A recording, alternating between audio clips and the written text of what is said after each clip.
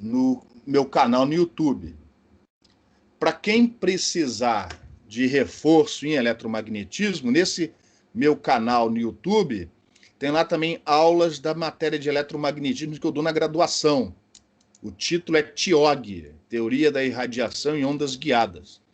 Então, se você quer fazer uma revisão de teoria eletromagnética, achando que existe essa necessidade, vocês vão encontrar as aulas de TIOG também disponíveis nesse canal do YouTube, tá? Não precisa, só se você achar que deve, tá? Então, vamos começar a aula de hoje com uma revisão rápida na aula de hoje, nas próximas duas, né? Não é tudo na aula de hoje, sobre teoria eletromagnética, acreditando que muitos de vocês, ou todos vocês, já viram isso antes na graduação. Então, uma revisão mesmo. Porque isso daqui é praticamente um semestre inteiro sobre o assunto, ou quase isso, tá?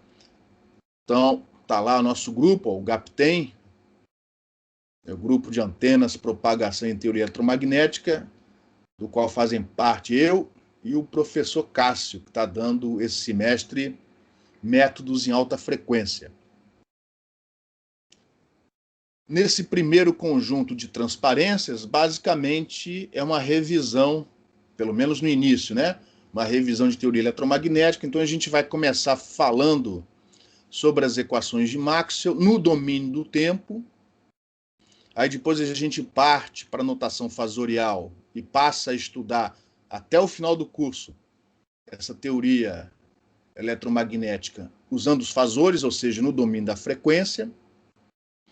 Tanto no domínio do tempo como no domínio da frequência, a gente vai falar sobre conservação de energia e potência complexa, quando esse cálculo for feito no domínio da frequência.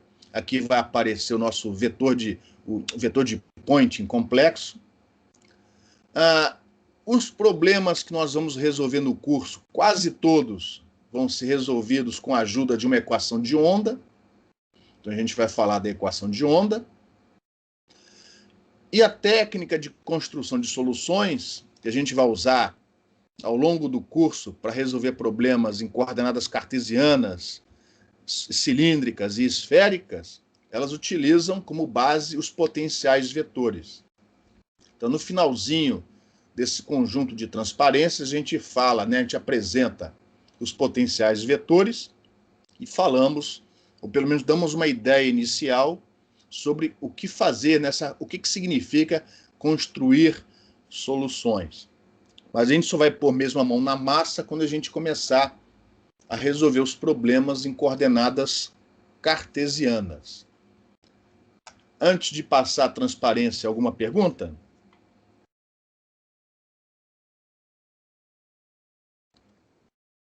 Então, para situar vocês, estamos lá no livro, nos primeiros capítulos do livro do Harrington. Embora essa revisão você possa usar qualquer livro de teoria eletromagnética, de preferência um livro preparado para a área de engenharia elétrica, tá? Então, vamos começar falando das equações de Maxwell no domínio do tempo, sem perder muito tempo, primeiro falando sobre a lei de Gauss. Então, várias experiências, vários físicos, muitas décadas antes do Maxwell, contribuíram para que ele conseguisse colocar essa teoria numa forma matemática elegante. Então, a física por trás da lei de Gauss já era conhecida. Inclusive, o principal pesquisador por trás disso está aqui, ó, é o Gauss. E a gente escreve isso na notação diferencial dessa maneira. Algum matemático, parece que foi o Heaviside, ele bolou esse operador, esse triângulo de cabeça para baixo, a gente chama de nabla. Então, esse triângulo de cabeça para baixo, o nabla, escalar o deslocamento elétrico, isso é igual à densidade de carga elétrica naquela posição, naquele ponto. Uma equação diferencial vale ponto a ponto. Então, essa letra aqui, ó, aqui está um P, mas você deveria enxergar isso como se fosse um Rho escrito dessa maneira mais caligráfica. É para não confundir depois com o Rho, a letra Rho que eu vou usar para representar essa densidade de carga usando a notação fasorial, usando fasores. Então essa letra aqui, ó, esse símbolo está representando densidade de carga elétrica.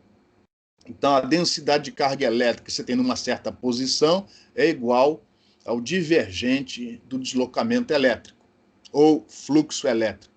Então está aqui, ó, o vetor D é o deslocamento elétrico, coulomb por metro quadrado, enquanto que isso daqui, ó, é a densidade de carga elétrica, coulomb por metro cúbico, coulomb por volume. E muitas vezes a equação no formato diferencial, às vezes não deixa a gente enxergar direito o que está por trás disso. Então, é comum também apresentar essa lei de Gauss no seu formato integral. Então, para isso, depois de anos e anos e anos trabalhando com essas equações, o pessoal sabe que o melhor para reescrever esta equação no formato integral é bolar um volume limitado, né, definido por essa superfície fechada S. Então, aqui temos um volume V definido por essa superfície fechada S, e essa normal é a normal unitária. Unitário, toda vez que o vetor tiver um chapéuzinho, na notação que eu adoto é um vetor unitário, um vetor com módulo 1. Então, um vetor que é normal à superfície, apontando para fora do volume, e tem módulo unitário, é a normal unitária. E aí, integrando no volume dos dois lados, nós vamos ter essa equação no formato integral. Só que, repare, do lado esquerdo é a integral de volume do divergente de um vetor, de um campo, esse campo de deslocamento elétrico. Aí a gente vai aplicar o teorema de Gauss e transforma essa integral de volume nessa integral de fluxo através da superfície fechada S que define o volume. Enquanto que do outro lado é a integral de volume da densidade de carga. Isso aqui representa a carga total que você tem dentro do volume. É a carga total dentro do volume. Então isso aqui diz o seguinte, havendo carga no interior do volume, vai haver um fluxo desse vetor de deslocamento elétrico. Se a carga total for positiva, o fluxo é basicamente, quando você contabiliza a superfície toda, o fluxo é para fora. Se a carga for negativa, o fluxo, a maior parte pelo menos, né, é para dentro. Se não houver carga no interior desse volume, o que vai acontecer com essas linhas aqui? Essas linhas de campo. Como é que fica a figura? Não Alô? existe, né?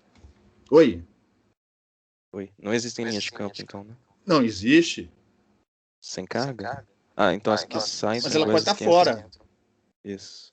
Entra por um lado, sai pelo outro. Ou não tem campo nenhum, aí a gente não precisa nem estar aqui. Ou essas fontes estão fora do volume. E nesse caso, o campo entra por um lado e sai pelo outro. O divergente no interior do volume vai ser zero em todos os pontos, a não ser que haja carga no interior desse volume. Beleza? Então, observe que no formato integral, apesar de não ser trivial, mas a gente consegue um pouco mais, de visualizar melhor um pouco o problema físico do que utilizando a equação diferencial. Tá? Mas aqui no nosso curso, quase todos os problemas vão ser resolvidos através de uma equação diferencial, mais precisamente a equação de onda. Em relação à lei de Gauss, alguma pergunta? Além dessa lei de Gauss, tem uma outra que muita gente chama de lei de Gauss magnética. Agora o divergente é em cima do vetor fluxo magnético, o B. E até onde eu sei, pelo menos até ontem, o pessoal ainda não tinha provado a existência de carga magnética. Por isso aqui, ó, é igual a zero. Então, se a gente passar isso daí para o formato integral, a figura é mais ou menos parecida com a anterior, só que como não existe carga magnética, ou pelo menos ainda não provaram a existência de carga magnética, o fluxo através de uma superfície fechada é sempre nulo. E aqui está, seguindo caminhos parecidos adotados na transparência anterior, está aí, ó, o fluxo magnético através de uma superfície fechada, por enquanto é identicamente nulo. Se um dia for provado que essa carga magnética existe, não tem problema nenhum. É só você incluir na lei de Gauss magnética. Então, isso daqui, ó, se for necessário, a gente inclui. Nós aqui no curso vamos incluir por motivos que vão ficar mais claros adiante. É para tornar as equações de Maxwell simétricas. Então a gente vai incluir matematicamente tanto a carga magnética como a corrente magnética, tá? Mas os físicos não gostam disso. Por enquanto não foi ainda provado que isso existe. E aí vamos para uma equação um pouco mais trabalhosa, que é a lei de Faraday. Já envolve aqui o rotacional do vetor campo elétrico. Então não é mais o divergente, é o rotacional. Isso daqui é igual ao negativo da variação temporal do fluxo magnético. Então esta equação, colocada de forma matemática, depois das descobertas do Faraday, em homenagem a ele, continuam sendo chamando de lei de Faraday. Como agora não é mais um divergente, a superfície que a gente vai escolher para passar essa equação para o formato integral é um pouco diferente. Ó. É uma superfície aberta. A figura não é grande coisa, ó, mas eu estou tentando aqui mostrar uma superfície aberta S, que é limitada, ó, por um contorno fechado C. Essa parte tracejada é para passar a ideia que essa parte do contorno está escondida atrás da superfície. E aí você tem esse fluxo magnético, ó, B, atravessando a superfície. A normal unitária, ela aponta de tal maneira que o sentido, a orientação do contorno C, em conjunto com essa normal, segue a regra da mão direita, né? Ou seja, a normal apontando no sentido do polegar. Então, quando a gente integrar dos dois lados nessa superfície aberta, que está a integral da superfície desse rotacional, e aqui a integral de superfície dessa variação negativa do fluxo magnético. Só que repare, você tem uma integral de superfície do rotacional de um vetor, de um campo eletromagnético aqui, ó, do campo elétrico. Então, utilizando o teorema de Stokes, vocês devem ter visto isso em cálculo 1 ou cálculo 2, a gente transforma essa integral de superfície aberta nessa integral de contorno fechado. Isso aqui representa a circulação de campo elétrico ao redor, ao longo desse contorno aqui, ó. Do outro lado, repare, continua a nossa integral de superfície. Só que a integral de superfície, as variáveis de integração são as coordenadas x, y, z. Enquanto que essa operação aqui, ó, é no tempo. Então você pode ou integrar primeiro e derivar depois, ou derivar primeiro e integrar posteriormente. Ou seja, eu passei, ó, essa derivada para fora da integral. Porque as variáveis de integração não envolvem o tempo, a não ser que essa superfície variasse no tempo, que não é o nosso caso aqui. Então, isso aqui, ó, diz o seguinte: a variação, no caso, a variação negativa, o negativo da variação, melhor dizendo, o negativo da variação temporal do fluxo magnético através da superfície causa uma circulação de campo elétrico nesse contorno aqui. Em outras palavras, se você tiver um arame em formato de um loop, e aí você corta, né, o arame está ligado a um amperímetro, por exemplo, ou a um voltímetro, e você pega uma barra de ímã e faz essa barra de ímã atravessar, variando, né, para frente e para trás, para frente e para trás, passando no meio desse contorno, desse arame, isso aí você está manualmente, né, variando no tempo o fluxo magnético. Você vai ver, né, se você colocar um amperímetro ou um voltímetro ali, você vai ver uma variação no surgimento de uma tensão, dependendo do movimento, o que acaba provando essa circulação de campo elétrico. Então, isso daqui foi descoberto experimentalmente pelo Faraday, colocado em formato matemático, em forma matemática pelo Maxwell, e depois o Heaviside bolou esse operador aqui e ela ficou escrita, como é até hoje, nesse formato mais compacto.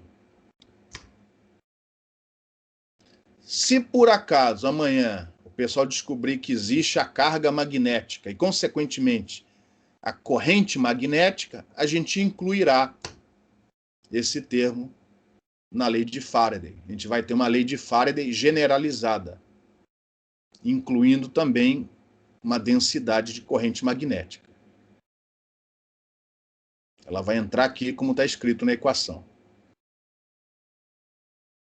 E, finalmente, a lei de Ampère generalizada. Generalizada porque no tempo do Maxwell, no tempo do Faraday, melhor dizendo, este segundo termo aqui não existia. A lei de Ampère, antes das contribuições do Maxwell, era só rotacional do campo magnético igual a densidade de corrente elétrica. Esse termo foi incluído pelo Maxwell. Ele percebeu de alguma maneira, a gente não vai entrar no assunto, que faltava esse termo para ele fechar o modelo mecânico que ele bolou no início para chegar na teoria eletromagnética. Ele queria pegar a teoria de Faraday e colocar num formato matemático. Mas ao montar inicialmente um modelo mecânico, depois ele abandonou esse modelo. Mas antes dele abandoná-lo, ele percebeu que estava faltando aí as cargas, elas não se conservavam. E para isso precisava desse termo aqui. E ele chamou esse termo de corrente. Embora não seja uma corrente, mas ele chamou de corrente de deslocamento. Isso daqui não existia antes do Maxwell, foi ele que propôs. E até hoje a gente continua chamando isso de corrente de deslocamento. Se a gente integrar os dois lados dessa igualdade nessa superfície aberta, então a gente vai ver que uma circulação de campo magnético ela pode ser gerada de duas formas. Ou através de um fluxo de corrente elétrica atravessando essa superfície, ou através da variação temporal desse fluxo, de um fluxo elétrico. Ou seja, variação de campo elétrico provoca campo magnético e vice-versa. A inclusão deste termo, a gente vai ver ao longo do curso, né, faz com que, segundo a teoria de Maxwell, esse campo eletromagnético se propague como uma onda, havendo variação temporal. E aí o Maxwell falou, então existe uma coisa chamada onda eletromagnética, o que ainda não tinha sido pensado ou demonstrado até então. Como o Maxwell introduziu isso de maneira teórica, muitos físicos não aceitaram, até que o Hertz, na década de 1880, ele, lá no laboratório dele, provou que realmente existe a tal onda eletromagnética. E aí as pessoas, os físicos, começaram a aceitar mais facilmente a teoria do Maxwell. Só que ele já tinha morrido. Ele morreu antes do Hertz provar a existência da onda eletromagnética. E a partir daí, a área de telecomunicações deu um salto extraordinário, porque até o momento não se sabe de melhor maneira se levar informação de um lado para o outro, a longas distâncias, a não ser usando a onda eletromagnética, né?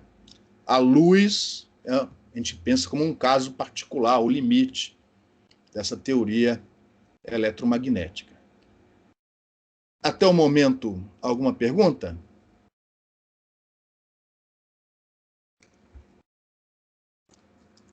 Eu não estou andando bem rápido, porque eu acredito que isso aqui para vocês é uma revisão. Isso daqui é um exemplo. Essas transparências, na verdade, são as transparências que eu dou em TIOG, na graduação. Então, eu não tirei esses exemplos. Eu vou pular por cima disso, mas é um exemplo, um exercício bem simplesinho, que tenta mostrar que a tal corrente de deslocamento realmente ela...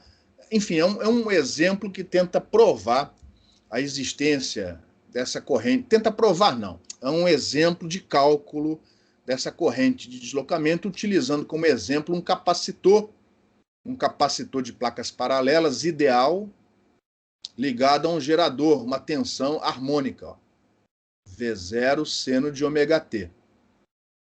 E aí, utilizando, a gente define uma superfície fechada S, envolvendo uma das placas, e aí a gente divide, né, essa superfície fechada em duas abertas, que somadas dão a superfície S. Uma é essa superfície azul S1 e a outra essa superfície rosa S2. Então, repare, tem uma corrente aqui, ó, chegando na placa. Essa corrente atravessa o S1, mas não atravessa o S2. Se essas placas forem suficientemente grandes, nós vamos ter fluxo de campo elétrico atravessando o S2, mas não S1. E no final, né, montando o problema direitinho, a gente prova que o que passa por um lado, a corrente que atravessa por um lado é equivalente à corrente de deslocamento que atravessa do outro. Tá? Então, se vocês tiverem depois interesse, vocês podem dar uma olhada na solução desse problema. Eu vou continuar aqui com a revisão, falando sobre a conservação da carga. Essa conservação da carga está intimamente ligada à corrente de deslocamento que foi proposta por Maxwell. Na hora que o Maxwell montou um modelo mecânico para começar a ajudá-lo, né, a escrever a teoria num formato matemático mais elegante, ele percebeu que nesse modelo mecânico a carga não se conservava, elas sumiam. Então, para isso, ele precisou, ou ele quis, enfim, introduzir aquele termo, que assim o modelo dele, na cabeça dele pelo menos, ficava mais organizado, mais coerente. Eu não vou mostrar do jeito como o Maxwell fez, eu vou mostrar aqui a consequência da existência daquela corrente de deslocamento. Então, o que eu fiz aqui, ó, eu peguei a lei de Ampère generalizada. Qual é a lei de Ampère? Rotacional de H é igual a J, densidade de corrente, mais a corrente de deslocamento. Antes do Maxwell, esse termo não existia. E aí vamos tirar o divergente dos dois lados da equação. E aí a gente sabe do cálculo vetorial que divergente de um rotacional é identicamente nulo. Então, essa lei de Ampère generalizada nos diz que o divergente disso daqui é igual a zero. E aí eu vou pegar essa equação aqui, ó, esse lado da equação, e passar uma coisa para um lado, outra coisa para o outro. Ó. Primeiro quebrei o divergente em dois. Um operador linear. Então ficou divergente de J mais o divergente desse negócio, da corrente de deslocamento. Só que divergente, ó, é derivada em coordenada x, y, z. É derivada, tem a ver com derivadas em relação a x, a y e a z. Enquanto que isso daqui, ó, é uma derivada no tempo. Então, como é uma operação linear, você pode primeiro derivar em relação ao tempo e depois em relação ao espaço ou vice-versa. Então, tudo que eu fiz aqui foi passar a operação derivada temporal, né, para fora do divergente. Problema nenhum. E aí a gente viu na lei de Gauss que o divergente de D é igual à densidade de carga. Cadê? Aqui eu só passei uma coisa para um lado e esse termo para o outro com sinal trocado. Porque é igual a zero. Ó. Isso daqui é igual a zero. Então, isso daqui equivale a isso. Agora sim, eu vou trocar esse divergente de D pela densidade de carga elétrica. E aqui está a equação da conservação de energia, ou da conservação de carga, que não seria desse jeito se não houvesse esse termo. No tempo do Faraday, divergente de J, o pessoal achava que era igual a zero. E o Maxwell percebeu que isso tinha um erro, porque isso daí ia contra, violava a conservação da carga. Aí alguém pode dizer assim, mas como assim viola a conservação da carga? Vamos passar para o formato integral para ver se a gente consegue um insight físico melhor. Como envolve um divergente, vamos mais uma vez propor um volume definido por uma superfície fechada S, com carga, uma densidade de carga no interior desse volume. E aí vamos integrar essa equação aqui, ó, no volume. Então eu vou integrar dos dois lados no volume. E esta integral de volume envolve um divergente. Então eu vou aplicar o teorema de Gauss e transformar isso numa integral de fluxo através da superfície fechada S. Aqui, ó, densidade de corrente atravessando a superfície fechada S. O que isso daqui representa?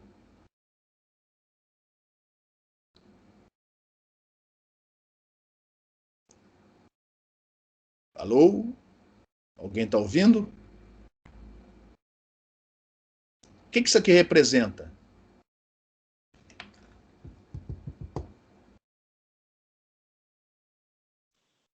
Ei, pessoal. Fechada? Oi. Fala de novo que eu te interrompi. Uma integral fechada? Não, sim, é uma integral fechada, um fluxo. Mas fisicamente, o que isso daí representa? Densidade de corrente, eu estou integrando na superfície. O que é isso daqui, ó? É a corrente total. Oi, pode falar. Eu ia falar corrente mesmo. Isso. É a corrente, né? É a corrente ampere que atravessa, que entra ou que sai para o interior ou do interior desse volume. É a corrente total que atravessa a superfície. Aí, imagina o seguinte, que eu tenho aqui, ó, uma panela cheia d'água.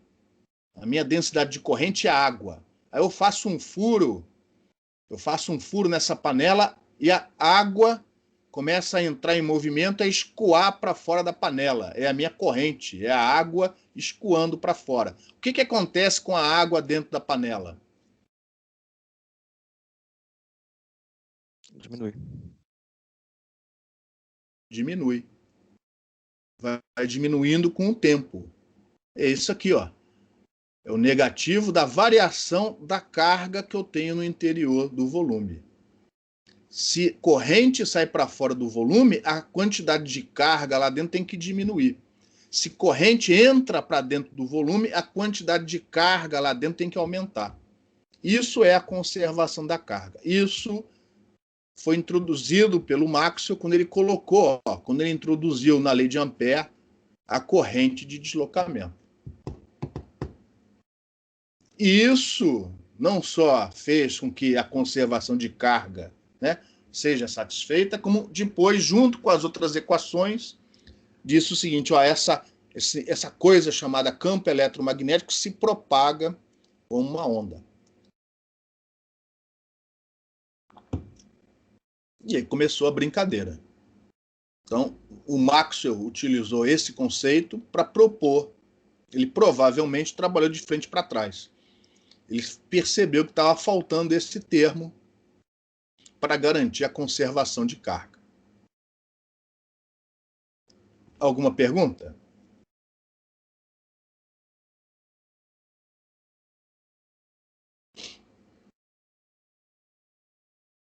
Bom, nós vimos então as equações de Maxwell e mais uma equação extra, que é a equação da conservação da carga. Deixa eu voltar atrás. Isso daqui não é uma quinta equação de Maxwell, tá? Essa informação já está dentro das 4 equações de Maxwell. A gente só traz para fora, a gente só ressalta isso daqui para mostrar que as equações de Maxwell não violam a conservação da carga, uma vez que foi proposto este termo, que é a corrente de deslocamento.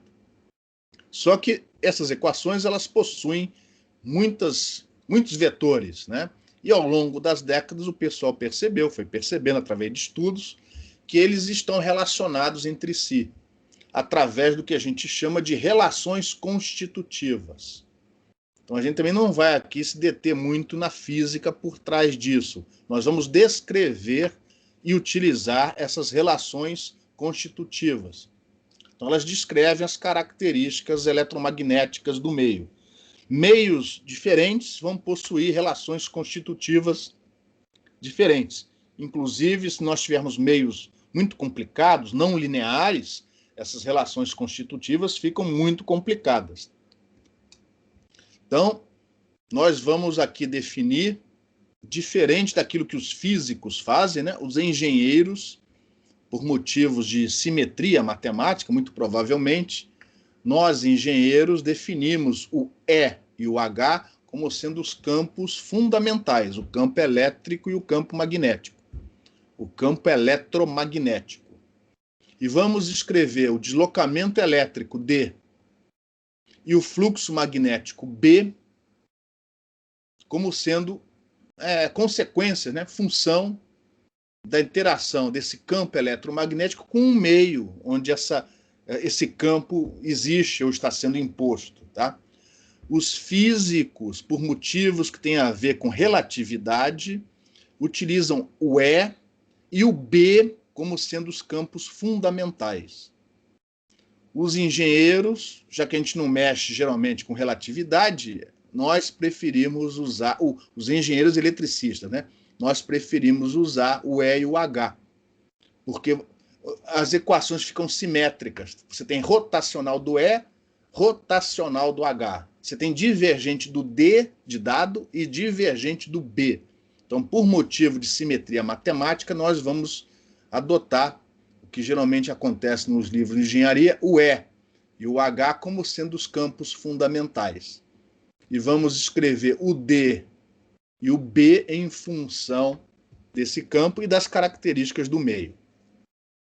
Além disso, como a nossa área tem a ver com telecomunicações, antenas, propagação de ondas de rádio, existe um meio que é muito utilizado em dispositivos de comunicação, que é o meio condutivo, metal. Então, além disso, nós também vamos dar um destaque especial para a corrente de condução. Ou seja, se aquele meio for condutivo, significa que ele tem cargas livres. E, havendo campo aplicado sobre esse meio, essas cargas vão se movimentar, gerando essa corrente de condução. Então, como os meios condutivos são importantes na área de propagação de ondas de rádio, antenas, nós também vamos dar um destaque a estas correntes de condução.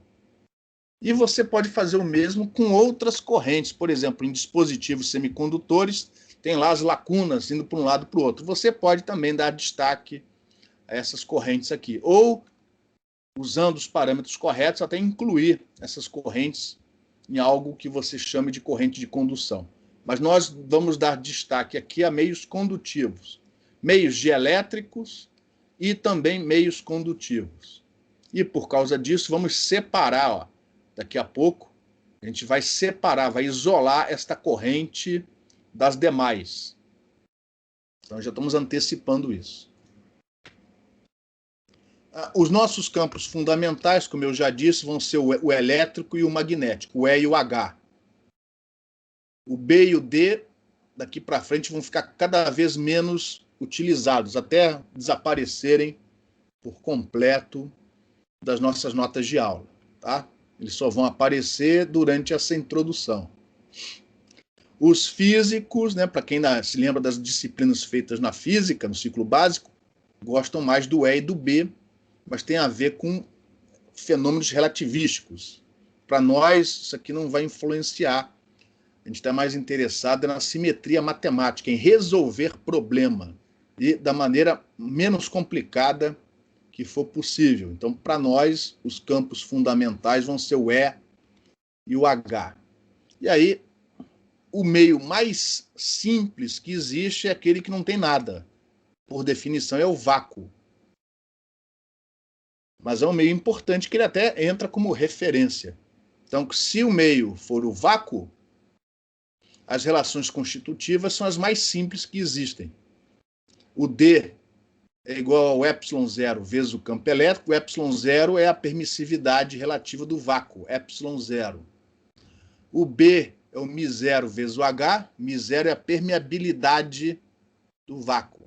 E, como não tem carga livre, né, não há corrente de condução. A condutividade é nula. Corrente de condução, zero. Esses parâmetros, μ0, ε0, são importantes, né, nos nossos cursos de eletromagnetismo, então já vamos dar aqui os valores deles.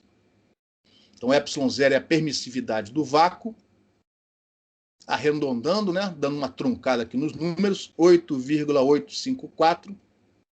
Tem mais algarismos significativos, mas eu parei aqui, vezes 10 a menos 12 farads por metro. Já a permeabilidade do vácuo é uma constante universal, 4π vezes 10 a menos 7 henries por metro. Se você calcular a velocidade da luz no vácuo, 1 sobre raiz de μ0 vezes ε0 vai dar o famoso quase, né, 3 vezes 10 a 8 metros por segundo. Dá 2,99, é um monte de número, vezes 10 a 8 metros por segundo. Então, daqui, ó, desses valores, você tem uma boa estimativa para o cálculo da velocidade da luz no vácuo, que é uma constante universal. Toda vez que eles medem a velocidade da luz com melhor precisão, a velocidade da luz continua com o mesmo valor, de cabeça não me lembro, e eles mudam, ó, os físicos, né, mudam o valor do ε0. A velocidade da luz e o μ0 são constantes. Quem vai mudando é o valor do ε0. Alguma pergunta sobre essa transparência? Desse slide? Eu tenho. Oi. Você falou sobre que os físicos utilizam o E e o B por causa dos efeitos relativísticos. Eu queria saber em que situações que esses efeitos começam a ser relevantes para a gente, se são altíssimas frequências. Para nós não há situação.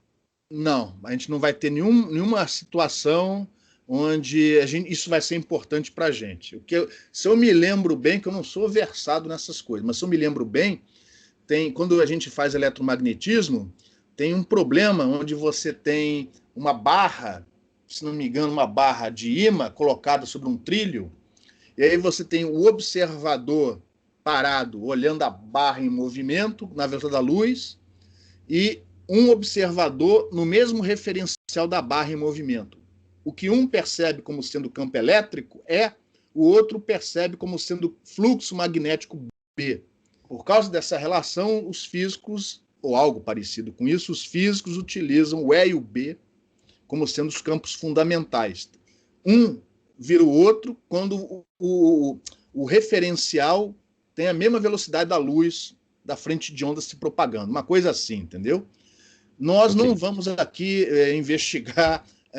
A onda ela vai andar na velocidade da luz, mas o nosso guia vai estar parado, as fontes que geram esse campo elas vão estar paradas. Então, para nós, não há motivo nenhum para escolher ou E e B ou o E e H. Tanto faz. Só que quando a gente escolhe o E e o H, o E e o H são duais. E isso facilita no trato matemático dos problemas. É só isso que faz com que a gente escolha o E e o H. Beleza. Beleza? Então, para nós, não vamos estar aqui resolver nenhum problema relativístico, a não ser aceitar que essa onda eletromagnética propaga com a velocidade da luz no meio, né? Limitada pelas fronteiras dos dispositivos. Alguns desses dispositivos nós vamos estudar aqui nesse curso. Os mais simples, né? Os mais comuns. Os objetos mais comuns, mais simples, onde nós temos uma solução analítica. Beleza? Alguma outra pergunta? Bom, além do vácuo, temos um outro meio que é chamado de meio simples. O meio simples é, por definição, o meio linear, homogêneo e isotrópico. sem perdas, não dispersivo. Ou seja, o vácuo pode até ser interpretado como um meio simples, né? O vácuo é o meio mais simples entre os meios simples. É o meio linear, homogêneo, isotrópico, não dispersivo, sem perdas. Então, eu vou dar aqui uma ideia do que significa isso, mas é uma explicação macroscópica, ou seja, isso aqui não é verdade. Se você pegar um microscópio, você não vai ver isso. Isso aqui você vê quando você observa isso num volume com uma quantidade expressiva de átomos, moléculas que compõem aquele meio. Então, imagina um bloco de dielétrico. É um bloco de dielétrico ideal, um isolante ideal, formado por moléculas. Tá? E a gente, nesse modelo macroscópico, essas moléculas estão formadas por partículas, algumas com cargas positivas, outras com cargas negativas. E aí você vai ter moléculas com mais ou menos polaridade, ou seja, com a separação mais significativa ou menos significativa entre as cargas positivas e negativas.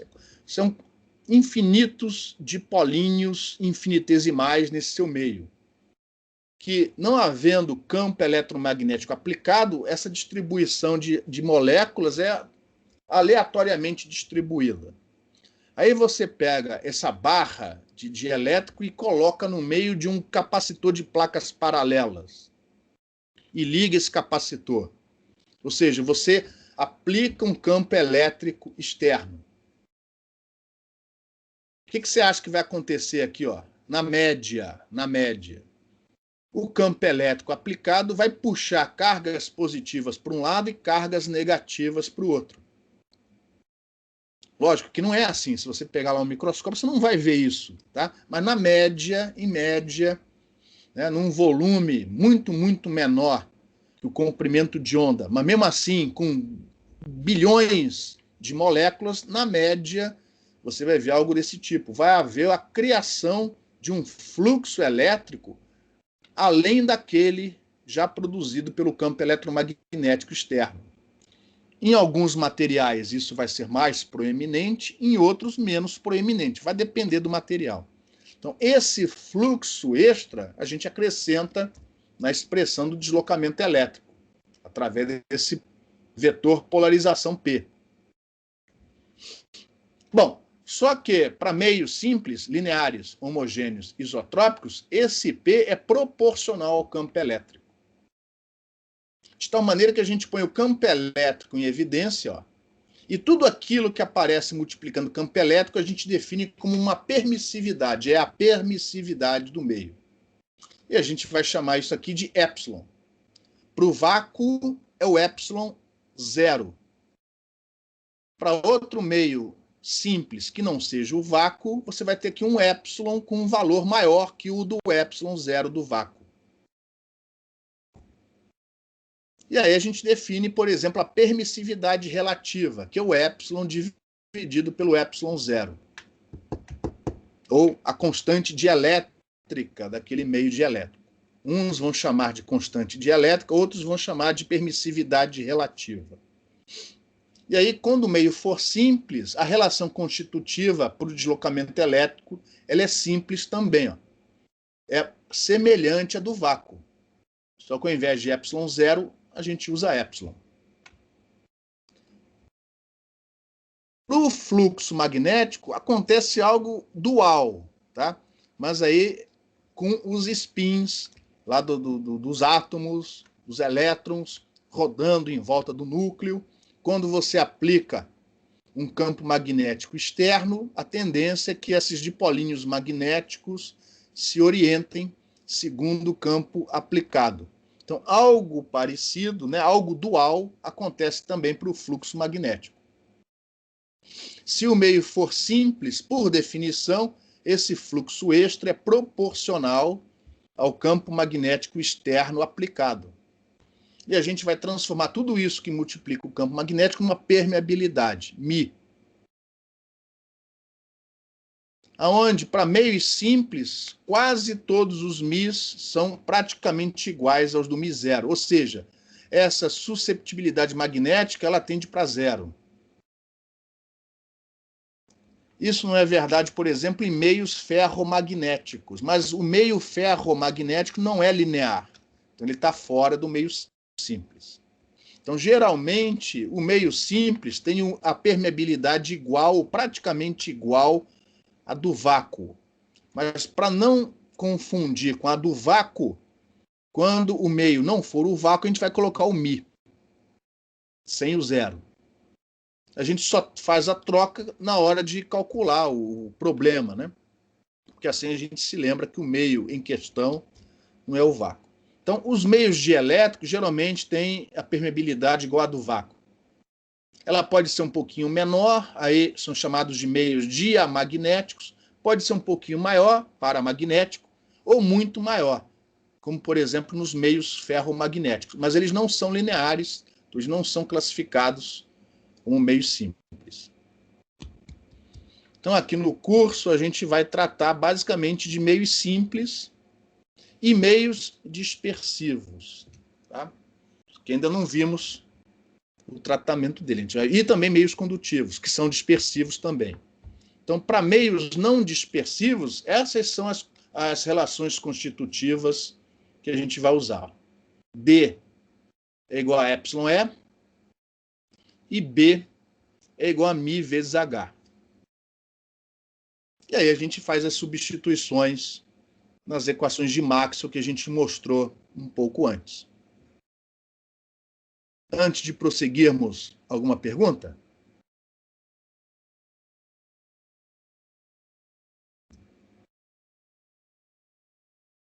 Então, além de meios dielétricos, em comunicações, também temos em antenas, micro-ondas, guias, linhas de transmissão, também usa-se muito meios condutivos, cobre, alumínio e por aí vai. Então, como já foi dito, a gente vai dar um destaque especial aqui no curso a esta corrente de condução. A ideia é simples, a gente quer um conjunto de equações que sirva tanto para meios condutivos como para meios dielétricos. A gente não quer, se o meio for condutivo, você usa essas equações aqui. Se o meio não for condutivo, você usa essas outras aqui. A gente não quer isso é muito chato. A gente quer um único conjunto de equações que sirva tanto para meios dielétricos, como também para meios dispersivos, como, por exemplo, o meio condutivo. Para isso, a gente precisa dar um destaque a essa corrente de condução. A gente vai destacar essa corrente de condução das demais, que só vai existir se o meio for condutivo, por definição. E aí, os estudos mostram que essa corrente de condução é proporcional ao campo elétrico aplicado, através da condutividade.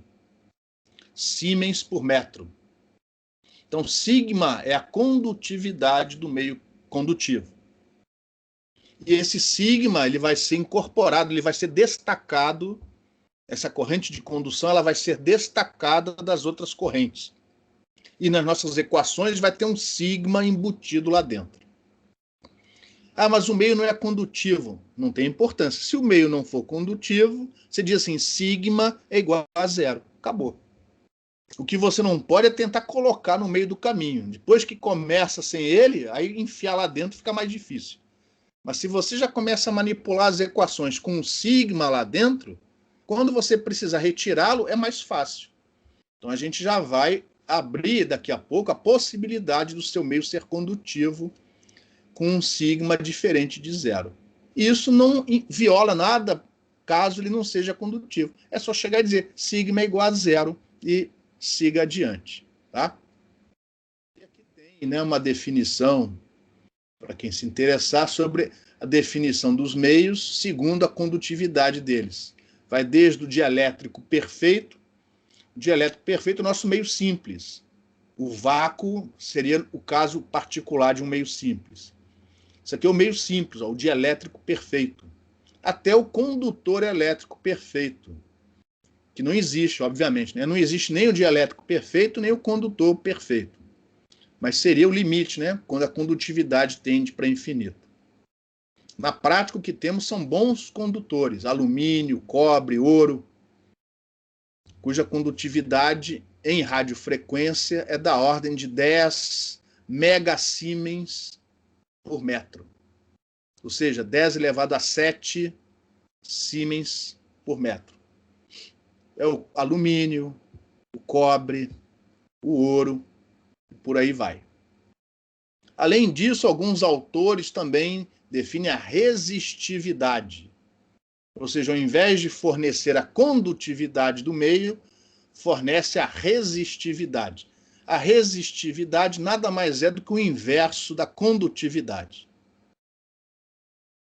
Então, se o cara te fornecer a resistividade, é só inverter e você tem a condutividade. A gente vai usar aqui nas equações a condutividade do meio, caso ele seja condutivo. Em relação a esse slide, alguma pergunta? Vocês estão vendo que eu falo pra caramba. Se ninguém fizer pergunta, eu continuo tocando o barco aqui numa boa.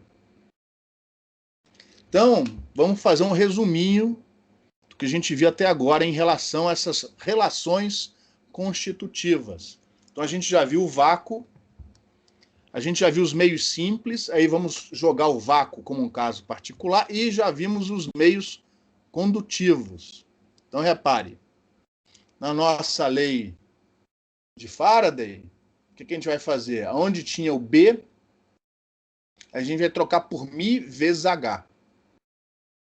E se o meio não for dispersivo, esse μ não varia com o tempo. A gente passa para fora da derivada. Ó. Então vai ser uma letrinha a menos nas nossas equações. O B vai sumir. Ó. Vai virar μ vezes H. Se for o vácuo, aí você vai trocar esse μ pelo μ0. A permeabilidade do vácuo. Essa aqui merece uma atenção especial, ó, porque tem a corrente aqui, ó, a densidade corrente. Essa corrente J aqui são todas as correntes que podem aparecer no seu problema. Então está aqui, ó, rotacional de H é igual a densidade de corrente elétrica mais a corrente de deslocamento. Então aqui vamos fazer duas substituições. Aliás, vamos fazer aqui algumas manipulações. No caso do deslocamento elétrico, a gente vai trocar por D, a gente vai trocar D por εE. Se o meio não for dispersivo, o epsilon é constante, passa para fora da derivada. Se for o vácuo, aí você faz o epsilon igual a ε0. Mas nessa corrente aqui, ó, preste atenção que isso é importante. Como os meios condutivos são importantes em dispositivos de telecomunicações, eu vou já abrir, e também propagação de ondas de rádio, o solo, por exemplo, é muitas vezes tratado como um meio condutivo, eu vou isolar a corrente de condução. Ó. Aquilo que eu chamei de JC, ó, eu vou colocar separada da outra, do resto. E aqui está a corrente de condução igual a sigma, a condutividade do meio, vezes o campo elétrico. Ah, mas o meio não é condutivo. Não tem importância, faz o sigma igual a 0. E o que é JF? JF são todas as correntes, menos as correntes de condução. Em alguns textos, esse JF é classificado e definido como as correntes-fonte. Ou, como no caso do livro do Harrington, as correntes impressas. Printed, impressed. Então, correntes-fontes, correntes impressas é a mesma coisa. O que é isso? São todas as correntes, exceto as correntes de condução. Vou dar um exemplo. Antenas. Se um dia você for estudar antenas, tem lá uma corrente representando a radiação, a fonte, né, que irradia o campo, a antena propriamente dita. Aquela corrente, né, quem já fez a matéria de antenas, aquela corrente é corrente-fonte. Corrente-fonte, ela gera o campo, ela irradia. Corrente de condução é uma consequência do campo incidindo no meio condutivo.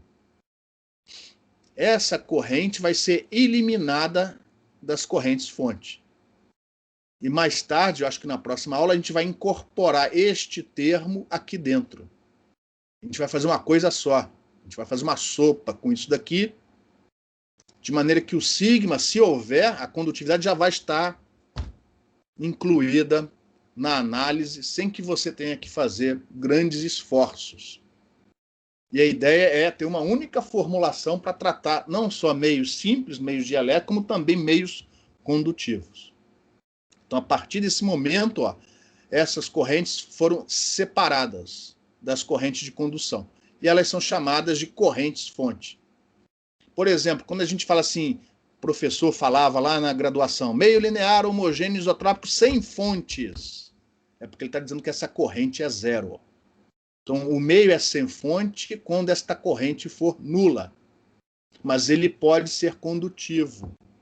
Pode haver corrente de condução, sem problema nenhum. Em relação a esta equação de Ampère, reescrita desta maneira, alguma pergunta?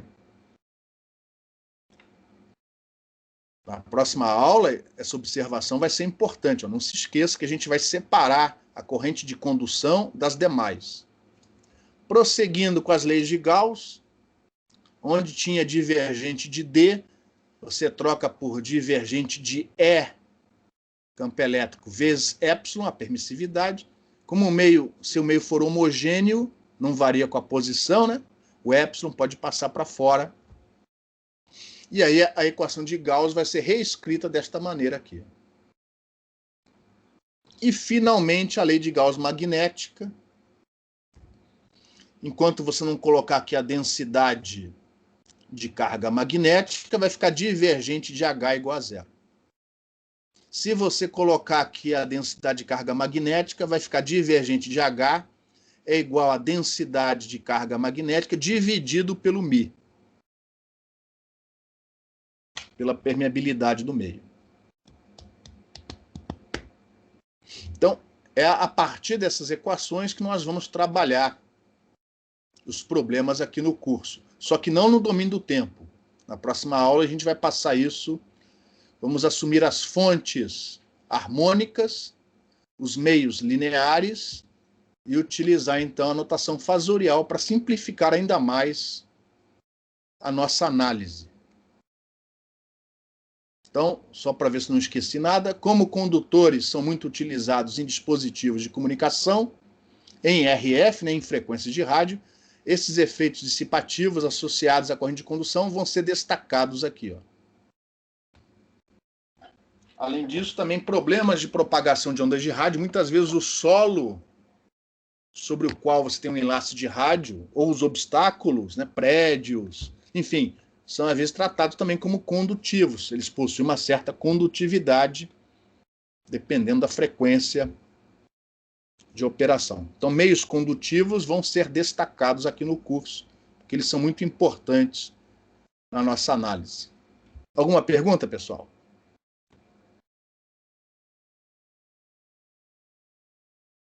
Então, vamos prosseguir.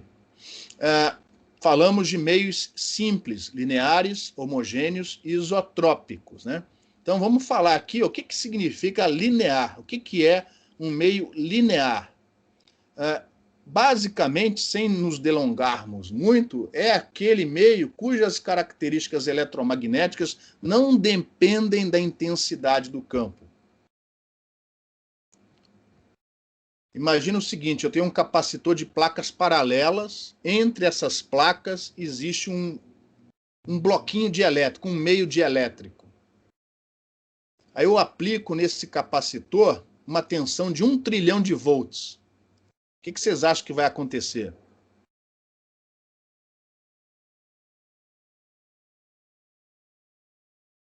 Alô?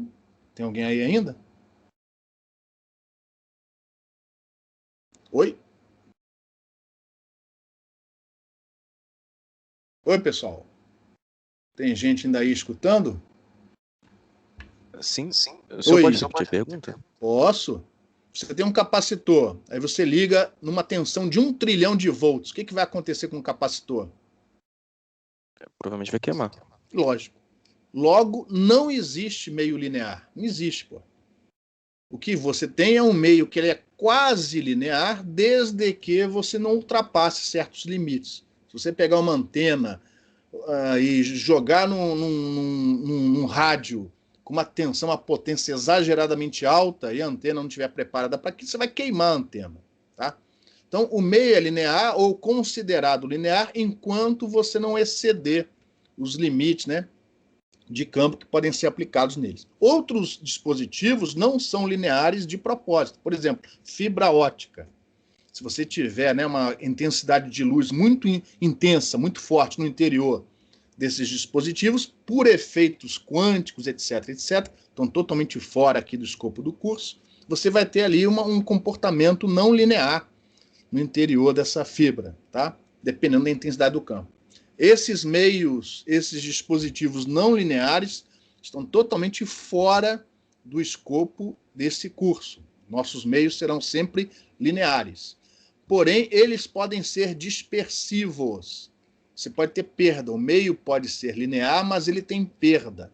Por exemplo, vamos lembrar, deixa eu voltar atrás, porque fica melhor com uma figura, tá?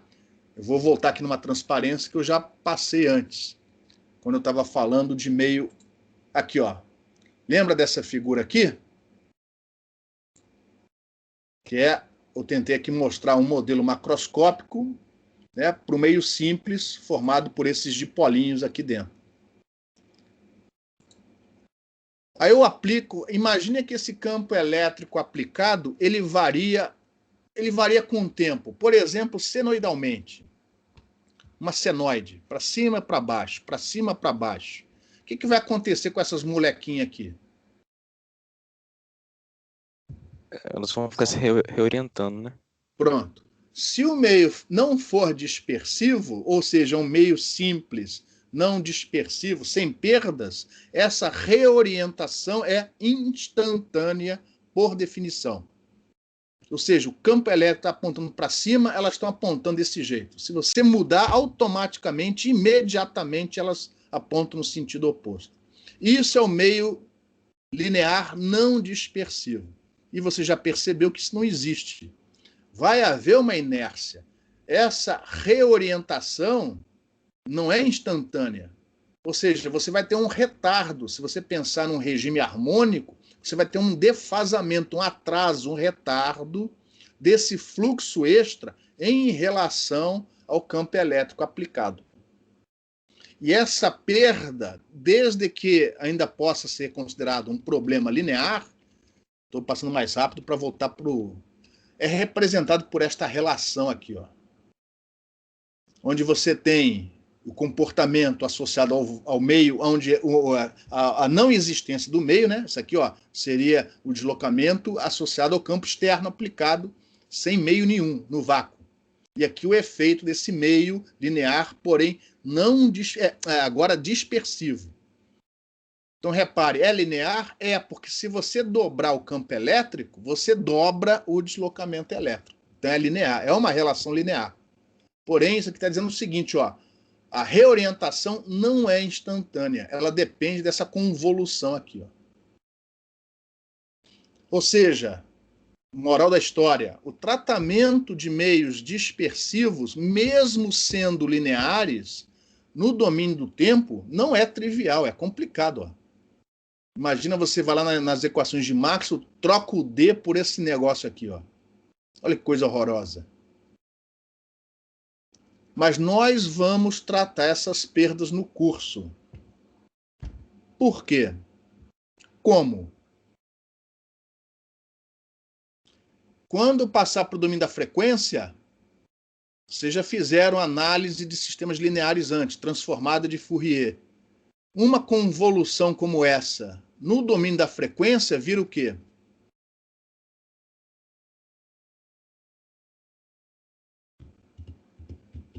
Oi?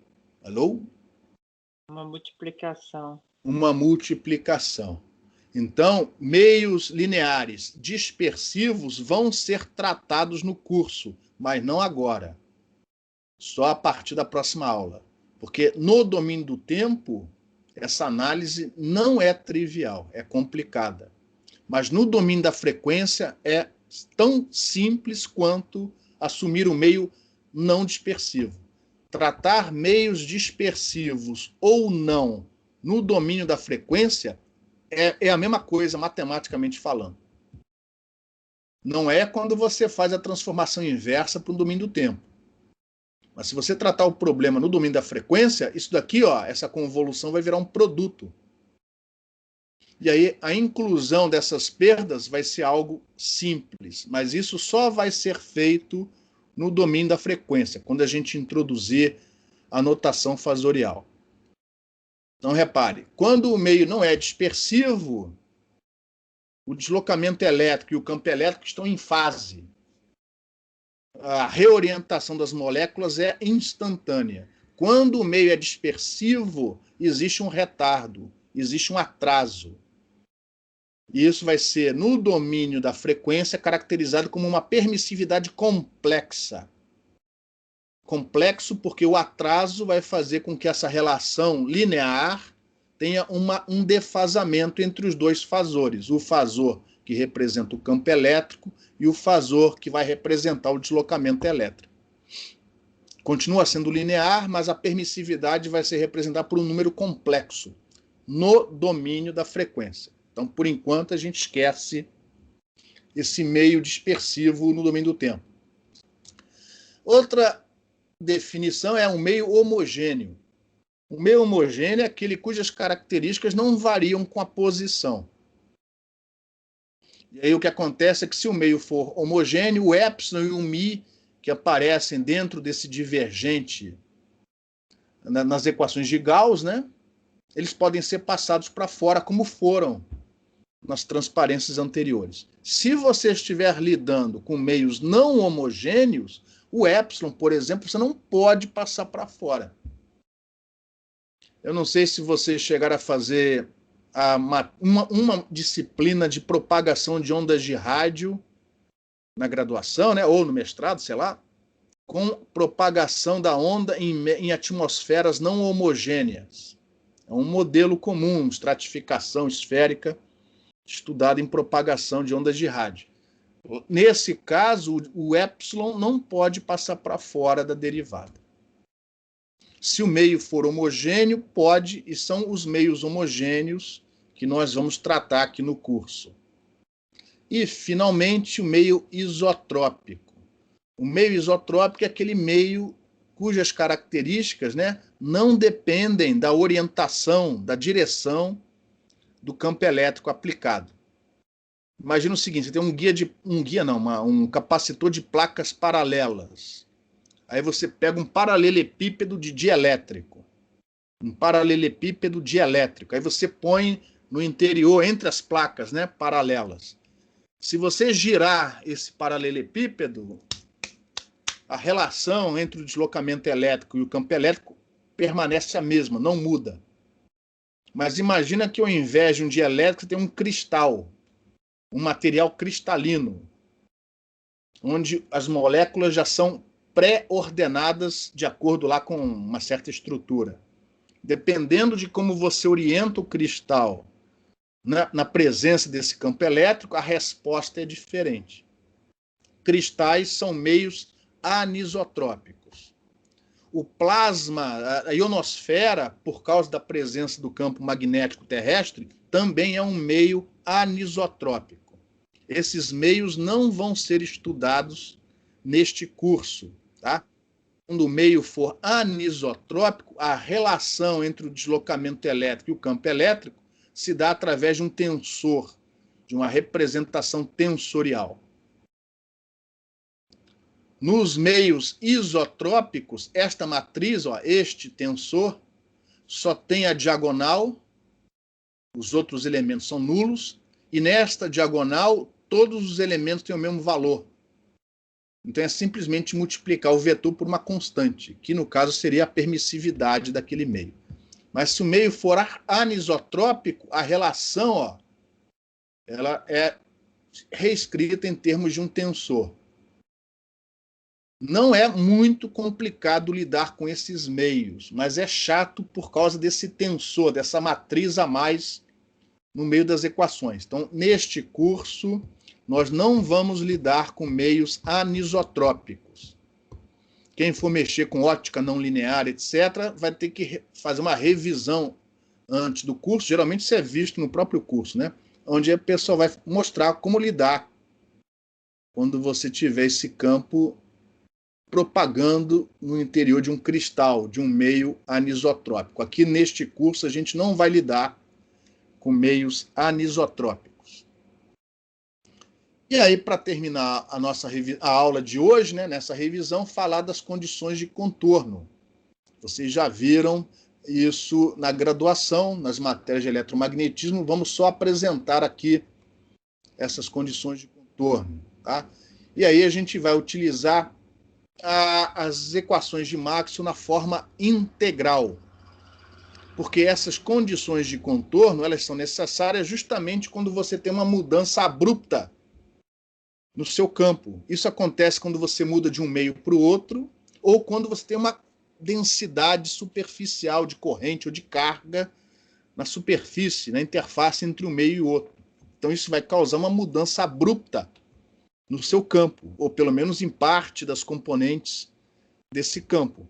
E aí, quando você tem mudança abrupta, a derivada não é definida. A gente não pode, a não ser que tenhamos muito cuidado, né? A gente vai utilizar, ao invés das equações diferenciais, as equações integrais.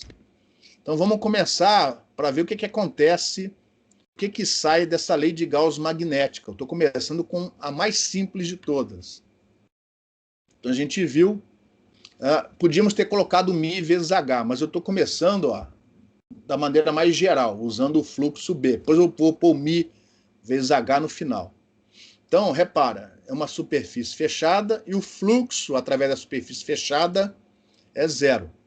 Então, imagine que eu tenha uma interface entre o meio 1 e o meio 2. Neste curso, a notação vai ser sempre a normal unitária apontando do meio 1 para o meio 2. Imediatamente abaixo da interface, eu tenho aqui o B1, imediatamente acima o B2. Eu defino esse voluminho aí, ó. É uma pílula, é um barrilzinho. É um barrilzinho com a mesma seção reta constante, só que uma alturinha H para cima e outra alturinha H para baixo. No limite em que você fizer, né, esse H tender para zero, ou seja, no limite em que esse voluminho coincidir com a interface entre os dois meios, como o fluxo tem que ser igual a zero, ou seja, o que entra por baixo tem que ser igual ao que entra, ou o que sai por cima, né? O que entra por baixo tem que ser igual ao que sai por cima. A gente chega nessa conclusão aqui, ó, que a componente normal do fluxo magnético tem que ser contínua. O que significa isso? A componente normal do B, um titiquinho para cima, tem que ser igual à componente normal do B, um titiquinho para baixo. Não é aqui comparado com aqui, não. É em cima da interface. Isso aqui é igual na interface. Só que existe um meio mais elegante de você escrever isso, que é desta forma aqui, ó. Eu vou preferir usar essa forma, porque, repare, esta forma não depende do sistema de coordenadas. Ela é geral. N é a normal unitária. Se você, né, aplicar as relações constitutivas, é só trocar o B por μ vezes H. Então está aqui a equação que a gente poderia usar aqui no curso. Ela não é necessária, mas a gente só vai ver isso mais tarde. Existe uma outra lei de Gauss, que é essa daqui, ó. É a lei de Gauss para o deslocamento elétrico. Só que aqui tem uma diferença, ó. A densidade de carga elétrica pode não ser nula. Então, este termo daqui não é igual a zero em princípio. O procedimento é o mesmo, a geometria é muito parecida. Ó. Vamos de novo colocar o nosso voluminho. E aí vamos fazer o H tender para zero, ou seja, vamos fazer com que esse volume encolha até tender aqui para cima dessa superfície que representa a interface entre os dois meios. Esta integral vai ser tratada igualzinho ao que essa aqui foi. Mesma coisa. A diferença é que ao invés de usar a letra B, a gente vai usar a letra D. Ou seja, nós vamos ter N escalar D2 menos D1 igual a que acontece com esse termo quando o volume tende para zero?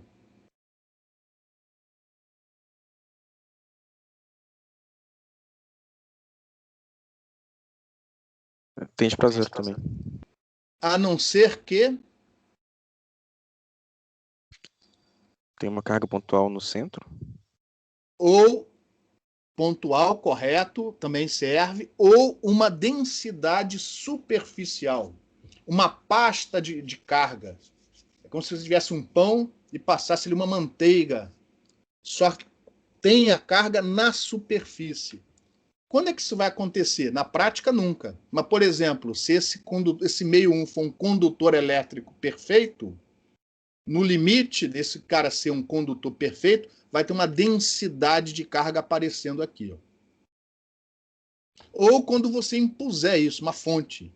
Tá? Então, para estes casos particulares, a gente deixa esse termo aqui. Isso daqui não vai ser zero se por acaso você tiver uma densidade superficial de carga. Se for volumétrico, aí você tem razão. Quando isso aqui o volume vai para zero, a integral vai para zero. Mas se por acaso a densidade for superficial ou pontual, como você falou, ou um filamento de carga, ou seja, uma carga que só exista na superfície, na interface, isso não vai ser igual a zero. Beleza? Então essa é a condição de contorno para componente normal do deslocamento elétrico. Usando as relações constitutivas, é só trocar o D por εE.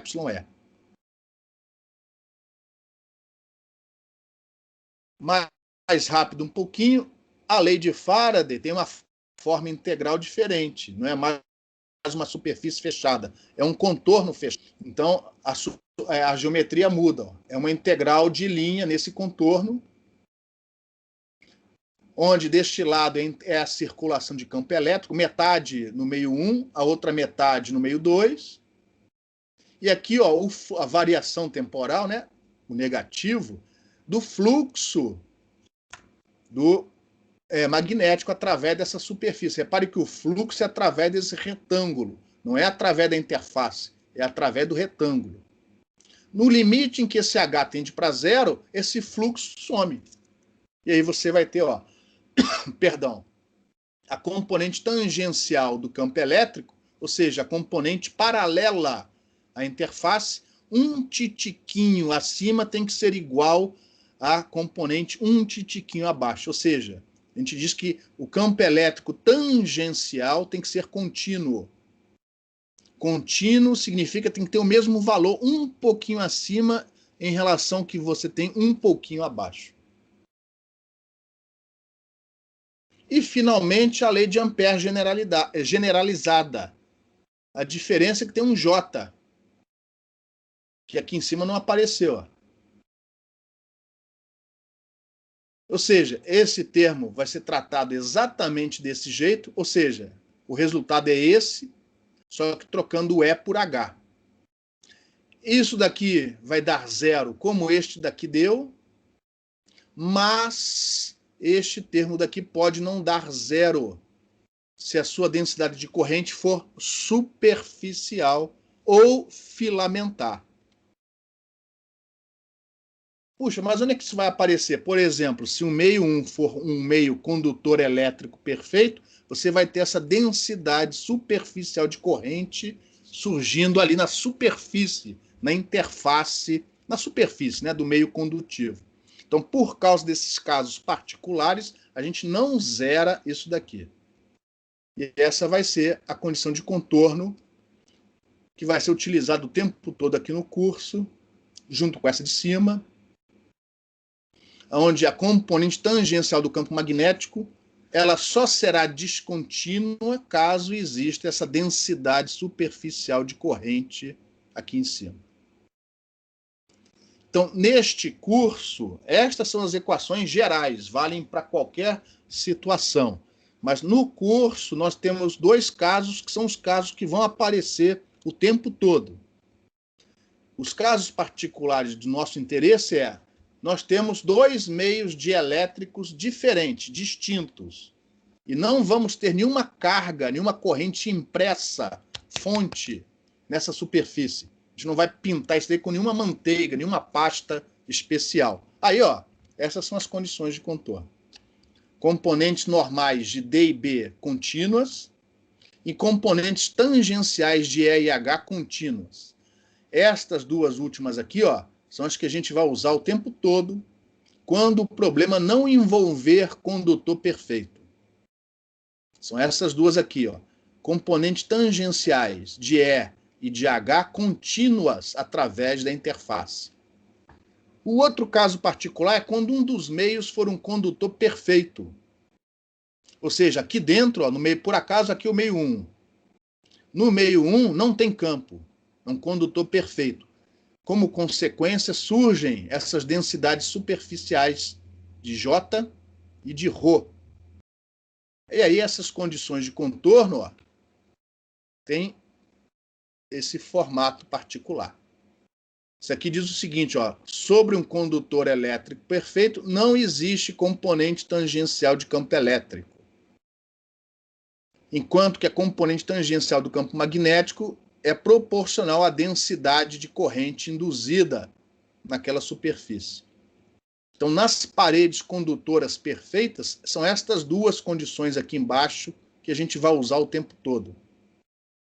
Ou estas daqui, se forem dois dielétricos, um de um lado, outro do outro, ou estas duas aqui, quando a gente estiver lidando, por exemplo, com a parede de um guia retangular. Aí vou assumir que a parede do guia retangular é um condutor elétrico perfeito. A gente vai achar os modos dentro do guia usando, ó, estas condições de contorno aqui. Alguma pergunta? A gente correu bastante na aula de hoje, porque é uma revisão, tá, pessoal? Uns têm uma base diferente de outros, então façam as suas revisões dependendo das necessidades de cada um. O que você não pode fazer é deixar de fazer a sua revisão, tá? Então, eu vou encerrar aqui a gravação. Daqui a pouco eu vou